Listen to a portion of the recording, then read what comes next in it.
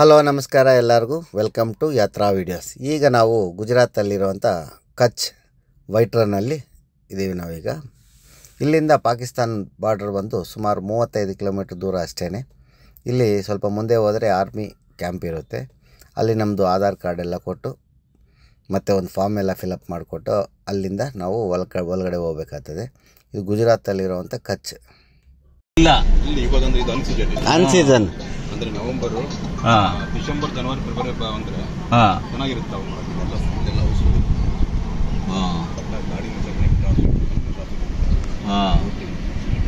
ತುಂಬ ಸಂತೋಷ ಆಯಿತು. Okay sir. ಈ ವೈಟ್ ರನ್ಗೆ ಬರಬೇಕಾದ್ರೆ ನಾವು ಸುಮಾರು 1888 kilometre Bangalore to Kutch white Rann ನಾವು ನ್ಯಾವಿಗೇಷನ್ ನೋಡ್ಬೋದು. ಇಷ್ಟು ದೂರ ಬರಬೇಕಾಗ್ತದೆ. ಮತ್ತು ನಮಗೆ ಆ ಕ್ಯಾಂಪಲ್ಲಿ ಮಿಲ್ಟ್ರಿ ಅಣ್ಣವರು ಒಬ್ಬರು ಸಿಕ್ಕಿದ್ರು, ಕನ್ನಡದವರು. ಅವರು ನಮ್ಮ ಕಾರ್ ನಂಬರ್ ನೋಡಿಬಿಟ್ಟು ಕರ್ನಾಟಕ ಗಾಡಿನಾ ಅಂತ ಕೇಳಿದ್ರು. ನಮಗೆ ಅಲ್ಲಿ ತುಂಬ ಹೆಲ್ಪ್ ಮಾಡಿದ್ರು. ಡಾಕ್ಯುಮೆಂಟ್ಸ್ ಎಲ್ಲ ಕೊಡೋದಕ್ಕೂ ಅದಕ್ಕೆಲ್ಲ ತುಂಬ ಹೆಲ್ಪ್ ಮಾಡಿದ್ರು. ತುಂಬ ಚೆನ್ನಾಗಿ ಮಾತಾಡ್ಸಿದ್ರು ನಮಗೆ. ಅವ್ರು ನೋಡಿದ್ರೆ ಮಿಲ್ಟ್ರಿ ಅವ್ರು ನೋಡಿದ್ರೆ ತುಂಬ ಸಂತೋಷ ಆಗ್ತದೆ. ಅಲ್ಲಿಂದ ನಾವು ಸ್ವಲ್ಪ ಒಂದು 2 ಕಿಲೋಮೀಟ್ರ್ ದೂರ ಬಂದರೆ ನಮಗೆ ಈ ವ್ಯೂ ಪಾಯಿಂಟ್ ಬರುತ್ತೆ. ನೋಡ್ಬೋದು ನಾವೆಲ್ಲ ಈ ವೈಟ್ ರನ್ನಲ್ಲಿ ಒಂಟೆ ಮತ್ತು ಗಾಡಿ ಎಲ್ಲ ತುಂಬ ಚೆನ್ನಾಗಿ ಕಾಣುತ್ತೆ. ಇಲ್ಲಿಂದ ನಾವು ಫೋಟೋಗಳೆಲ್ಲ ತಗೋಬೋದು. ಇಲ್ಲಿ ನೋಡಿದ್ರಲ್ಲ ಒಂಟೆಗಳು ಎಷ್ಟು ಚೆನ್ನಾಗಿದೆ ಅಂತ. ಇಲ್ಲಿ ಈ ಥರ ಕುಂತ್ಕೊಂಡು ಕುಣಿಸ್ಕೊಂಡು ಕರ್ಕೊಂಡು ಹೋಗ್ತಾರೆ. ಒಂದೊಂದು ಒಂಟೆ ಮೇಲೆ ಇಬ್ಬಿಬ್ಬರನ್ನ ಕರ್ಕೊಂಡು ಹೋಗ್ತಾರೆ. ಇದಕ್ಕೆ ಸುಮಾರು ಒಂದು 200 ರೂಪಾಯಿ ಚಾರ್ಜ್ ಮಾಡ್ತಾರೆ. ಒಂದು ರೌಂಡ್ ಹಾಕ್ಸ್ತಾರೆ ಅಲ್ಲೇ. ನೋಡೋದು ಎಷ್ಟು ಚೆನ್ನಾಗಿ ಎದ್ದೊಳ್ತದಂದರೆ ನೋಡಿ, ಕುಂತ್ಕೊಂಡಿರೋ ಒಂಟಿನ ನಾವು ಕುಂತ್ಕೊಂಡ್ಮೇಲೆ ಅದನ್ನು ಎದ್ದೊಳಕ್ಕೆ ಎಬ್ಬರಿಸ್ತಾರೆ. ಅದೆಷ್ಟು ಚೆನ್ನಾಗಿ ಎದ್ದೊಳ್ತದಂದರೆ ನಾವು ಮೇಲೆ ಕುಂತಿರೋರೆಲ್ಲ ಒಂದು ಸತಿ ಗಾಬರಿ ಆಗ್ತದೆ, ಅಷ್ಟು ಶೇಕ್ ಆಗುತ್ತೆ. ನೋಡಿದ್ರೆಲ್ಲ ತುಂಬ ಚೆನ್ನಾಗಿದೆ. ನಾವು 4 ಜನ ಗುಜರಾತ್ ಟ್ರಿಪ್ ಅಂತ ಪ್ಲ್ಯಾನ್ ಮಾಡಿಕೊಂಡು ಹೋಗಿದ್ವಿ. ಕಾರಲ್ಲೇ ಹೋಗಿದ್ವಿ ಬ್ಯಾಂಗ್ಳೂರಿಂದ. ಸುಮಾರು ಒಂದು 15 ದಿವಸ ಟ್ರಿಪ್ ಇದು. ತುಂಬ ಚೆನ್ನಾಗಿತ್ತು ಗುಜರಾತ್ ಟ್ರಿಪ್ಪೆಲ್ಲ.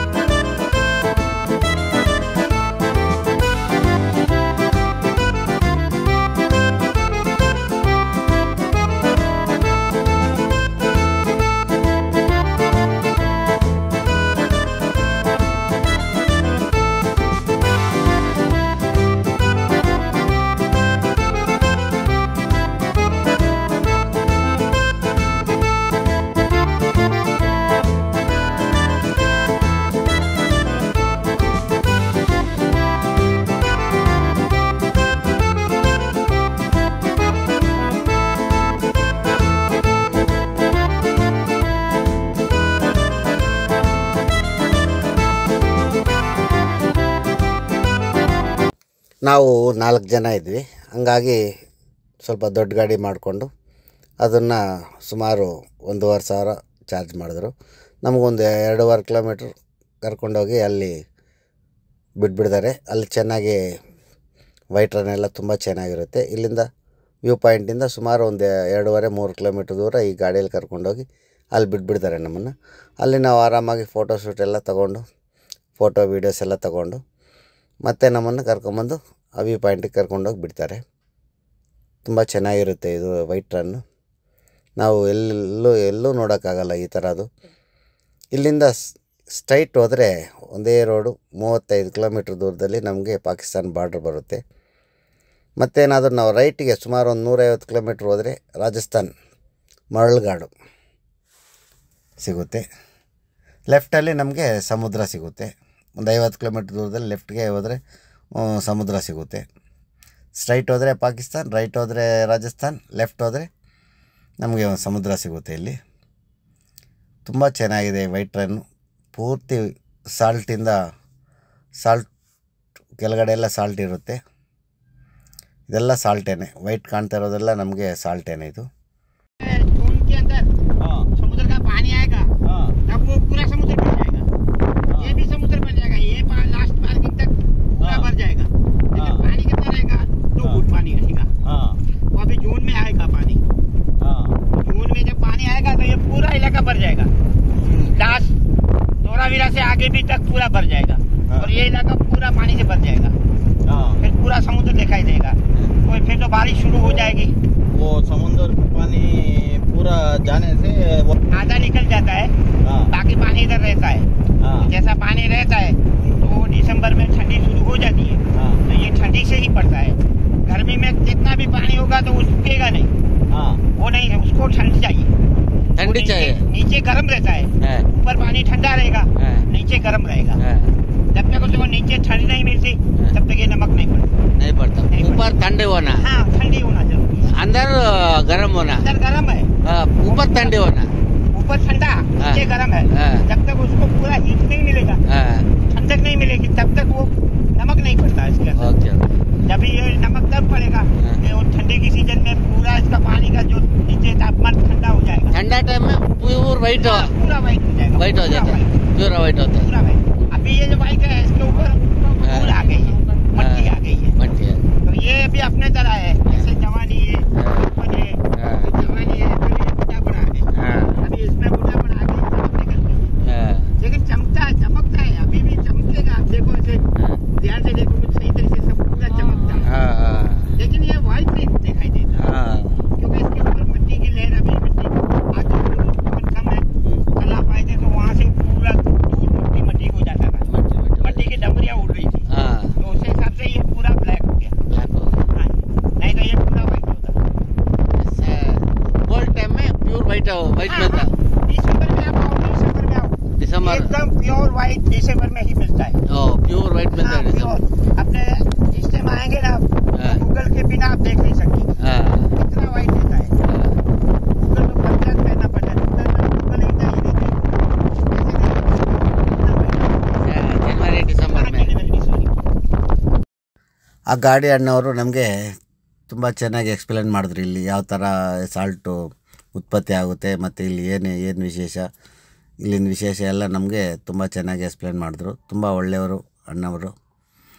ತುಂಬ ಚೆನ್ನಾಗಿ ಗಾಡಿನ ಕರ್ಕೊಂಡೋಗಿ ನಮ್ಮನ್ನು ಸೇಫಾಗಿ ಕರ್ಕೊಂಬಂದು ಮತ್ತೆ ವ್ಯೂ ಪಾಯಿಂಟಿಗೆ ಬಿಡ್ತಾರೆ. ಏನೇನು ಹೇಳಿದ್ರು ಅಂದರೆ, ಅವರು ಇಲ್ಲಿ ಡಿಸೆಂಬರಲ್ಲಿ ತುಂಬ ಪ್ಯೂರ್ ವೈಟ್ ಕಾಣುತ್ತಂತೆ. ಒಂದು ವಿಜುವಲ್ ನೋಡಿ ಬೇಕಾದರೆ ನೀವು ಯಾವ ಥರ ಇರುತ್ತೆ ಅಂತ ನೋಡಿ. ಇಷ್ಟು ವೈಟ್ ಡಿಸೆಂಬರಲ್ಲಿ ನಾವು ನೋಡ್ಬೋದು. ನಾವು ಸಮ್ಮರಲ್ಲಿ ಹೋಗಿರೋದ ಕಾರಣ ಸ್ವಲ್ಪ ವೈಟು ಡಲ್ಲಾಗಿದೆ.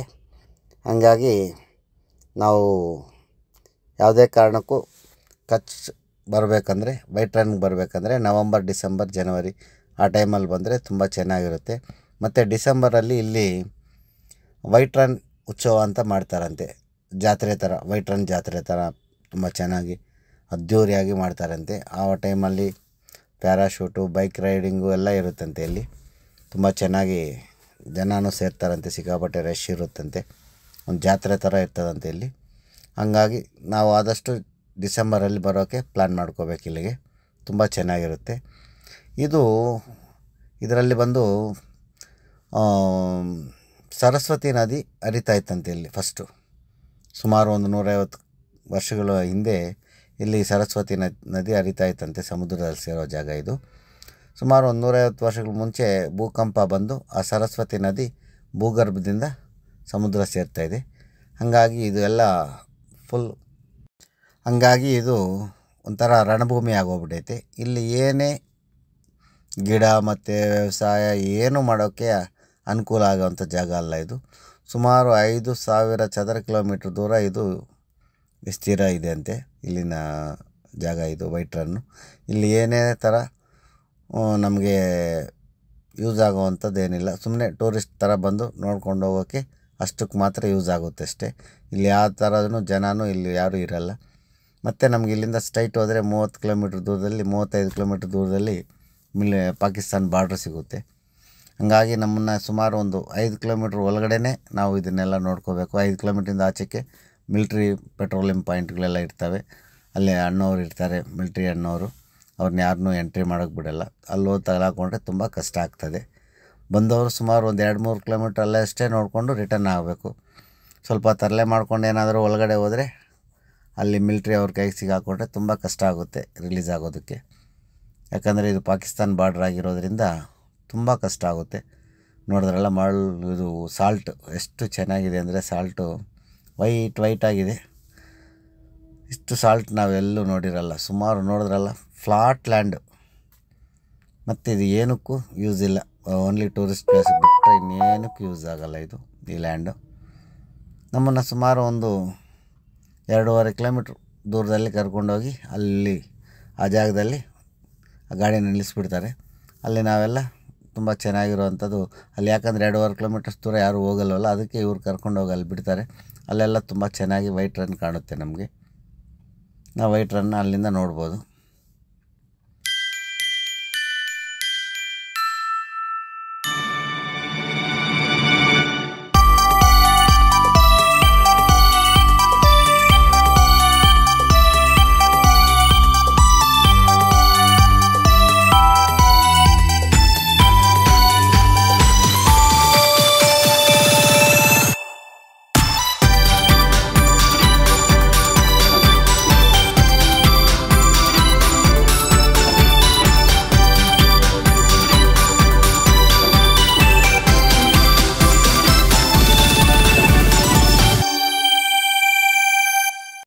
ಸುಮಾರು 2.5 ಕಿಲೋಮೀಟರ್ಸ್ ದೂರದಲ್ಲಿ ಕರ್ಕೊಂಬಂದು ನಮ್ಮನ್ನು ಇಲ್ಲ ಬಿಟ್ಟಿದ್ದಾರೆ ಅಣ್ಣವರು.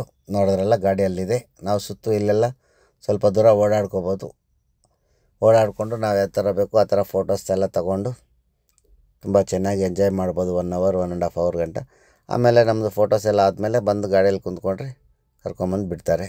ನೋಡಿದ್ರಲ್ಲ ಸಾಲ್ಟ್ ಹೆಂಗಿದೆ ಅಂದರೆ, ಇಲ್ಲಿ ಸಾಲ್ಟ್ ಮೇಲೆ ಫಸ್ಟು ಟೈಮ್ ಈ ಥರ ನಡೀತಾ ಇರೋದು ನಾನು. ಇದು ಗುಜರಾತಲ್ಲಿ ಬಿಟ್ಟರೆ ಬೇರೆ ಇನ್ನೂ ಈ ಗುಜರಾತಲ್ಲಿರುವಂಥ ವೈಟ್ ರನ್ನಲ್ಲಿ ಬಿಟ್ಟರೆ ಇನ್ನೆಲ್ಲೂ ಇದು ನಮಗೆ ಸಿಕ್ಕಲ್ಲ. ನೋಡಿದ್ರಲ್ಲ ಸಾಲ್ಟ್ ಯಾವ ಥರ ಇದು ಉದ್ಭವ ಆಗುತ್ತಂದರೆ, ಡಿಸೆಂಬರಲ್ಲಿ ಕೆಳಗಡೆ ಭೂಮಿ ಹೀಟ್ ಇರುತ್ತಂತೆ, ಮೇಲ್ಗಡೆ ಥಂಡಿ ಹೊಡೆದಾಗ ಈ ಸಾಲ್ಟ್ ಅನ್ನೋದು ಇಲ್ಲಿ ಕ್ರಿಯೇಟ್ ಆಗುತ್ತಂತ ಅಲ್ಲಿನ ಗಾಡಿ ಅಣ್ಣವ್ರು ನಮ್ಗೆ ಹೇಳಿದ್ರು. ತುಂಬ ಚೆನ್ನಾಗಿ ಎಕ್ಸ್ಪ್ಲೇನ್ ಮಾಡಿದ್ರು. ನೋಡಿದ್ರಲ್ಲ ವೈಟ್ ಕಾಣ್ತಾ ಇದೆಯಲ್ಲ, ಅಷ್ಟು ವೈಟ್ ಇರುತ್ತೆ. ನೋಡಿದ್ರಲ್ಲ ಸ್ವಲ್ಪ ವೈಟ್ ಇದೆ ನೋಡಿರಿ. ಅಷ್ಟು ಡಿಸೆಂಬರಲ್ಲಿ ಬಂದರೆ ಆ ಥರ ವೈಟ್ ಪ್ಯೂರಾಗಿ ಕಾಣುತ್ತೆ ನಮಗೆ. ಅಲ್ಲಿ ಸ್ವಲ್ಪ ಮಾತ್ರ ಇತ್ತು. ನೋಡಿದ್ರಲ್ಲ ಇದೆಲ್ಲ ವೈಟ್ ಸಾಲ್ಟ್. ಇದು ತುಂಬ ಚೆನ್ನಾಗಿದೆ ವೈಟ್ ರನ್. ಇದು ಡಿಸೆಂಬರಲ್ಲಿ ಬಂದರೆ ತುಂಬ ಚೆನ್ನಾಗಿರುತ್ತಂತೆ ಇಲ್ಲಿ. ನಾವಿಲ್ಲಿ ಬಂದು ತುಂಬ ಚೆನ್ನಾಗಿ ಎಂಜಾಯ್ ಮಾಡಿಕೊಂಡು ಇದನ್ನೆಲ್ಲ ನೋಡಿಕೊಂಡು, ನೋಡಿದ್ರಲ್ಲ ತುಂಬ ಚೆನ್ನಾಗಿದೆ ಸಾಲ್ಟ್ ಪ್ಲೇಸ್ ಇದು. ಇಂಥದ್ದು ಎಲ್ಲೂ ನೋಡೋಕ್ಕೆ ಸಾಧ್ಯನೇ ಇಲ್ಲ ಅನ್ನಿಸ್ತದೆ ನಮಗೆ. ನೋಡಿದ್ರಲ್ಲ ಅಲ್ಲಿ ವೈಟ್ ಕಾಣ್ತಾ ಇದೆ ನೋಡಿರಿ. ಆ ಥರ ಡಿಸೆಂಬರಲ್ಲಿ ಬಂದಾಗ ನಾವು ನವಂಬರ್, ಡಿಸೆಂಬರ್, ಜನವರಿ ಬಂದಾಗ ಆ ಥರ ನಮಗೆ ಪ್ಯೂರ್ ವೈಟ್ ಕಾಣುತ್ತಂತೆ ಇಲ್ಲಿ. ತಪ್ಪದೆ ಈ ವಿಡಿಯೋನ ಎಲ್ಲರೂ ನೋಡಿ, ಲೈಕ್ ಮಾಡಿ, ಶೇರ್ ಮಾಡಿ, ಸಬ್ಸ್ಕ್ರೈಬ್ ಮಾಡಿ. ತಪ್ಪದೆ ಎಲ್ಲರೂ ಒಂದು ಸತಿ ಬಂದು ಇದನ್ನು ನೋಡೋಕ್ಕೆ ಪ್ರಯತ್ನ ಮಾಡಿ.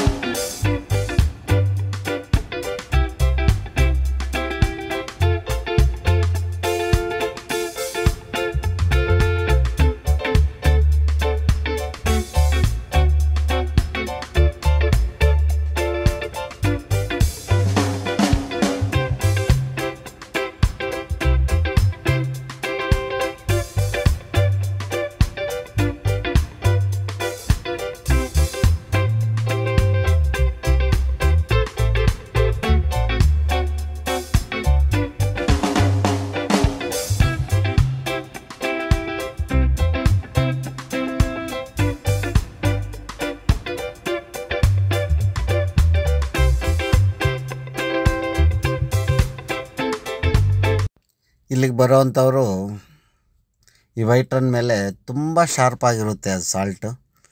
ಆದಷ್ಟು ಶೂ ಹಾಕ್ಕೊಂಬರೋದು ತುಂಬ ಉತ್ತಮ, ಯಾಕಂದರೆ ಫುಲ್ಲು ಶಾರ್ಪೇ ಇರುತ್ತೆ ಅದು.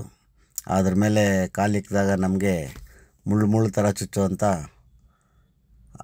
ಆಗುತ್ತೆ ನಮಗೆ. ಹಂಗಾಗಿ ನಾವು ಆದಷ್ಟು ಇಲ್ಲಿಗೆ ಬರೋವಾಗ ಶೂ ಹಾಕ್ಕೊಂಬಂದರೆ ಒಳ್ಳೆಯದು. ಇಲ್ಲ ಶೂ ಇಲ್ಲದ ಚಪ್ಪಲಿ ಆದರೂ ಕಂಪಲ್ಸರಿ ಇರಲೇಬೇಕಾಗ್ತದೆ. ಅಷ್ಟು ಶಾರ್ಪಾಗಿರುತ್ತೆ ವೈಟ್ ರನ್ನು. ತಪ್ಪದೆ ನೋಡಿ, ನಾವು ಆ ವ್ಯೂ ಪಾಯಿಂಟಿಂದ ಬಂದಿರೋದು ನಾವಿಲ್ಲಿಗೆ. ಅದೇ ವ್ಯೂ ಪಾಯಿಂಟು ನಮ್ಗೆ ದೂರದಲ್ಲಿ ಕಾಣ್ತಾ ಇದೆ ನೋಡಿರಿ. ಝೂಮ್ ಮಾಡಿ ತೋರಿಸ್ತೀನಿ ನಾನು ನಿಮಗೆ. ಅದು ವ್ಯೂ ಪಾಯಿಂಟ್. ಅಲ್ಲಿ ಮೇಲೆ ಹೋದರೆ ಮೇಲೆ ಹೋಗೋಕ್ಕೆ ಸ್ಟೆಪ್ಸ್ ಇದೆ. ಸ್ಟೆಪ್ ಮೇಲೆ ಹೋಗಿ ಅಲ್ಲಿ ನೋಡಿದ್ರೆ ಎಲ್ಲ ವೈಟ್ ರನ್ ಪೂರ್ತಿ ನಮಗೆ ಚೆನ್ನಾಗಿ ಕಾಣುತ್ತೆ.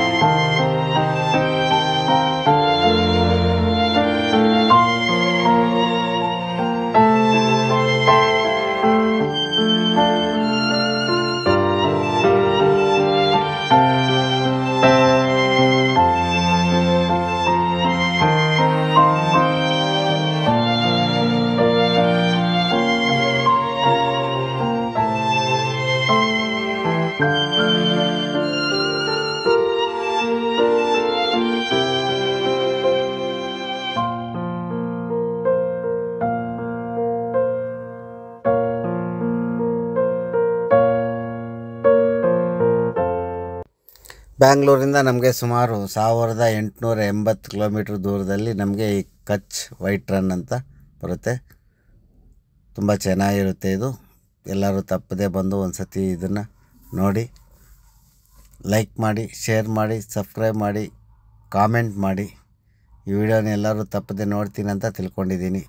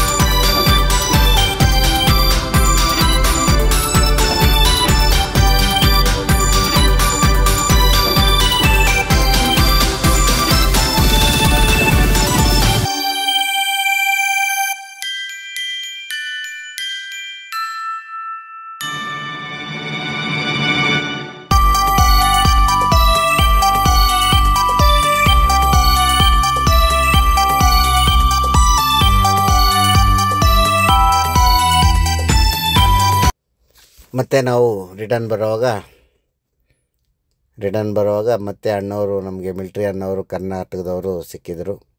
ಅವ್ರಿಗೆ ಮತ್ತೆ ಒಂದು ಥ್ಯಾಂಕ್ಸ್ ಹೇಳಿ ರಿಟರ್ನ್ ಆದ್ವಿ. ಅವರು ನಮ್ಮ ಚೆನ್ನಾಗಿ ರಿಸೀವ್ ಮಾಡಿಕೊಂಡ್ರು. ತುಂಬ ಚೆನ್ನಾಗಿ ಮಾತಾಡ್ಸಿದ್ರು ಅಣ್ಣವ್ರು ನಮಗೆ. ಮಿಲ್ಟ್ರಿ ಅಣ್ಣವರು ತುಂಬ ವಿಶ್ವಾಸದಿಂದ ಮಾತಾಡಿಸಿ ನಮಗೆಲ್ಲ ಅಲ್ಲಿ ಏನೇನು ಬೇಕೋ ಎಲ್ಲ ಡಾಕ್ಯುಮೆಂಟ್ಸ್ ಎಲ್ಲ ರೆಡಿ ಮಾಡಿ ಕೊಟ್ಟಿದ್ದರು. ಈ ಗುಜರಾತ್ ಕಚ್ಚಲ್ಲಿರುವಂಥ ವೈಟ್ ರನ್ ವೀಡಿಯೋನ ಎಲ್ಲರೂ ತಪ್ಪದೆ ನೋಡಿದ್ದೀರಾ ಅಂತ ತಿಳ್ಕೊಂಡಿದ್ದೀನಿ. ತಪ್ಪದೆ ಎಲ್ಲರೂ ಒಂದು ಲೈಕ್ ಮಾಡಿ, ಶೇರ್ ಮಾಡಿ, ಸಬ್ಸ್ಕ್ರೈಬ್ ಮಾಡಿ, ಕಾಮೆಂಟ್ ಮಾಡಿ. ಮಾಡ್ತೀರಾ ಅಂತ ನನಗೆ ಗೊತ್ತು. ಖಂಡಿತವಾಗ್ಲೂ ಮಾಡ್ತೀರಾ, ನೀವು ಮಾಡೇ ಮಾಡ್ತೀರಾ. ಜೈ ಹಿಂದ್, ಜೈ ಕರ್ನಾಟಕ.